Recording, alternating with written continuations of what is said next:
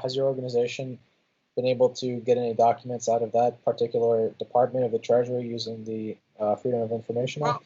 Well, the Exchange Stabilization Fund does issue an annual report, but it's, I think, very sanitized, and I'm not sure if the fund has a specific exemption from the Freedom of Information Act, but the law setting it up says it's not accountable to anyone but the Secretary of the Treasury and the President.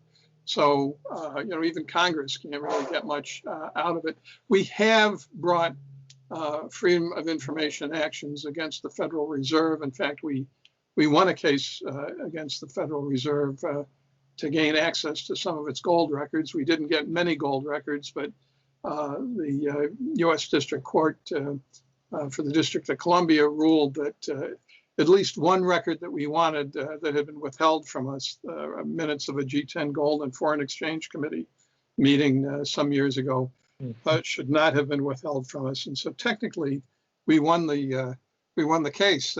People say don't fight the Fed. Well, we did fight the Fed, and we did beat them, and we proudly display on our internet site a check from the Federal Reserve Bank of Richmond, Virginia, where they had to pay us something like $2,500 in court costs. So we did beat the Federal Reserve in a Freedom of Information case a few years ago. But as a practical matter, the Fed really won, because the court ruled that most of the documents, most of the gold documents that the Fed wanted to keep secret were properly kept secret.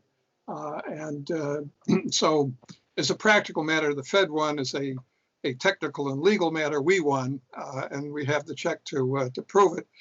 Most interesting about that case, though, was a letter that a member of the Federal Reserve Board, kind of acting as a hearing officer on our complaint, wrote to our lawyer in the course of the adjudication of these documents, in which the Fed's governor admitted that the Fed has secret gold swap arrangements with foreign banks and will never disclose them. That is, the Fed in this litigation confirmed that it is, if not intervening in the gold market, it has arrangements to intervene secretly in the gold market.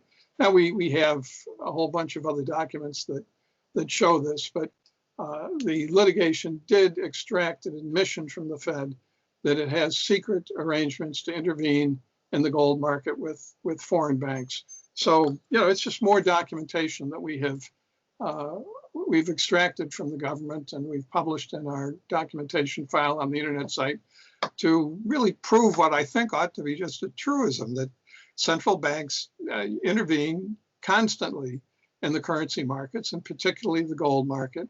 And they usually do this surreptitiously, because if the markets found out what was going on, the markets would not be deceived and would not be fooled into acting as the government wants them to act. Right. Yeah, so